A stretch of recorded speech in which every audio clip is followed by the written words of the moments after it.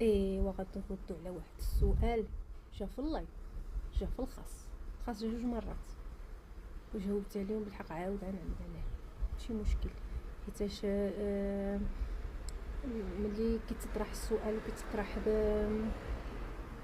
باداب ماشي مشكل ردوا عليه، ماشي مشكل، على الراس والعين. واش الراجل ديالك ما كيغيرش عليك؟ هذا واحد السؤال. اسمع، الغيره ملي كتوصل من واحد الحد خايب كتمرضك، كتبقى تينا ماشيه عندك عندك شوف عندك عندك انا الا عملت هادي هو عقلو هذاك كيرجع مرض. الانسان خصو يعرف راسو مع من هو، لا بالنسبه للمراه لا الراجل.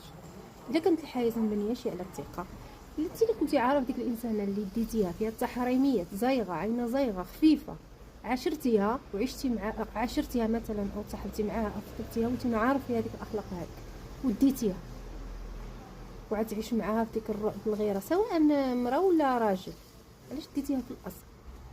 يعني الانسان ملي كيكون كيتاخذ القرار مثلا الزواج كيكون عارف راسو مع من غادي يعيش. ماشي الزواج ماشي غنقولوا حنايا سوردي هذاك 50 فرنك اللي كنا كنشريوه من كنا ستيتوين اللي طلع لك هو هذاك.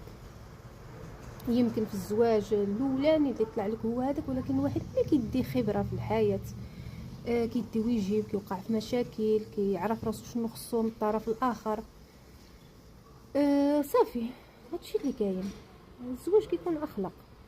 علاش غير مثلا وانا عارفني شنو غنقولوا شنو ساويه، عارفني كنعمل مثلا ليميتيز ديالي، الخطوط الحمراء ديالي ما يدوز فيها حتى شي واحد، الانسان معقول، فما كان علاش ما كان علاش. الزواج كيكون مبني على الثقه.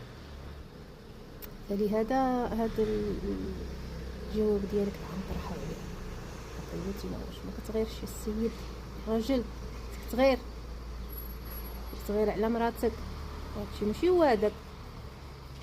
هو هذاك، راول راول تغير راول.